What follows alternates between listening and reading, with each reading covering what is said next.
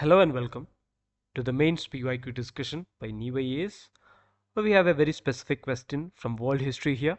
What problems are germane to the decolonization process in Malay Peninsula? So basically, what are the issues with respect to decolonization in Malay Peninsula?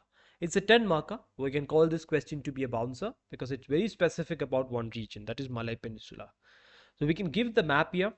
That's one thing you can do with this question of the Malay Peninsula, which contains this entire region.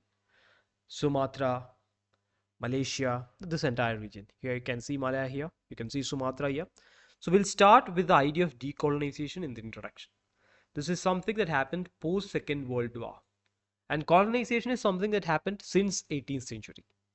So it's a reversal of the process that started in 18th century. Then as I said, Malay Peninsula can be given as a map here.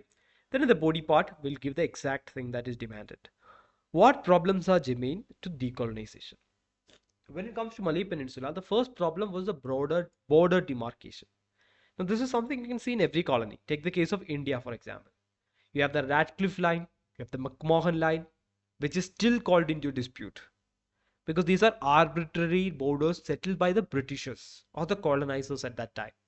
So proper negotiation doesn't take place. So same thing happens here. Whether the island of Borneo should go with Indonesia or Philippines becomes a question. That's first thing. Second, the ethnic diversity in the region. Malays, Chinese, Indians and indigenous people. So state formation becomes complicated. To form a state, you always need something to unite. Ethnicity, language. So here, ethnic diversity is creating an issue. Next step, colonial legacy versus national identity. So the colonial legacy is so much here that people speak English, people adopt their legacy. So the national identity becomes diluted. That becomes another issue. That is also related to the idea of nation formation. Once this identity is diluted, it's difficult to form them into unique nations because people will have separate opinions and separate identifications. Next, lack of economic self-sufficiency.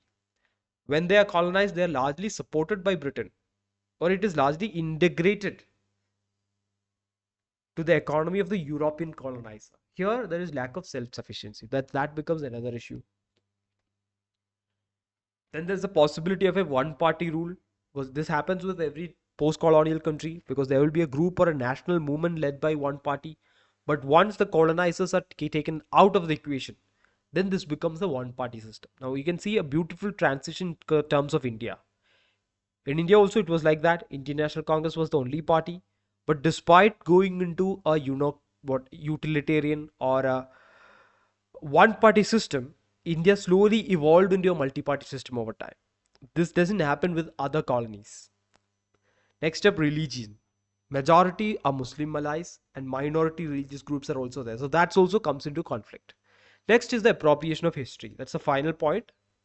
There are events like the 1969 racial riots which get suppressed in history. So this is something that happens towards the end of the colonizing phase. So at least you have to give these 5 reasons. So in case this question comes as a bouncer, at least these are general reasons. Border demarcation, ethnic diversity, colonial legacy and national identity, economic self-sufficiency, one-party rule. These are general reasons. If at all you don't know this, give these reasons. If you know this, give the specific side to it as well. Then this becomes a good answer. In the conclusion, we can say that in spite of all these, it led to the formation of the modern day Malaysia and Singapore. That's how we'll conclude it. That's it. Thank you for listening.